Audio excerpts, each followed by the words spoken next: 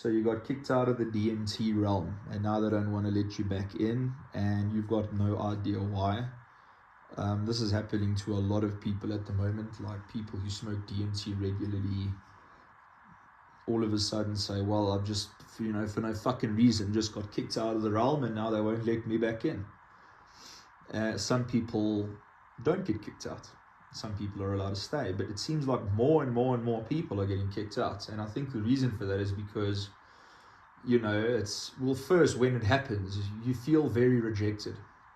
You feel very rejected. It feels like your soul was too impure to be in that space with those beings, and people can take it really hard.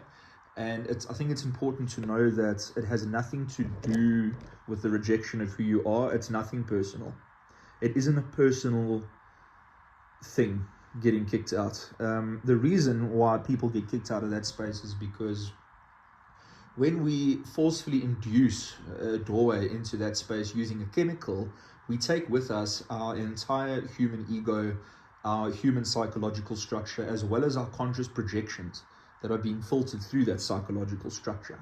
So when we get onto the other side as a human being astral traveling, we're carrying with us the lens of our humanity and our human ego.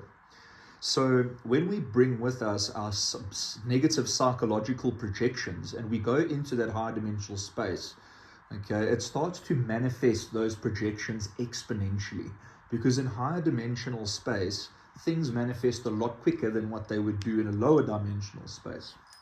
So let's say here on Earth, things manifest at a relatively slow rate.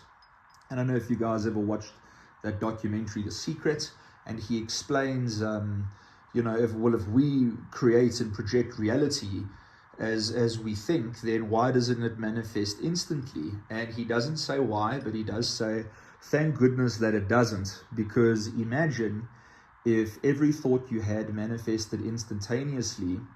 And let's say, for example, you think about, imagine having a pet elephant, and all of a sudden this elephant appears in your fucking living room out of nowhere, and you don't know how to deal with that. So he says, thank goodness there's a delay. In the higher dimensional planes, that delay is much shorter, much, much shorter. And the higher you go, you'll realize that things on the highest planes manifest almost instantaneously. Thoughts become things, the difference between thoughts and things kind of become blurred. And in those higher planes, thoughts are things. Thoughts manifest as things. But in the lower dimensional realm,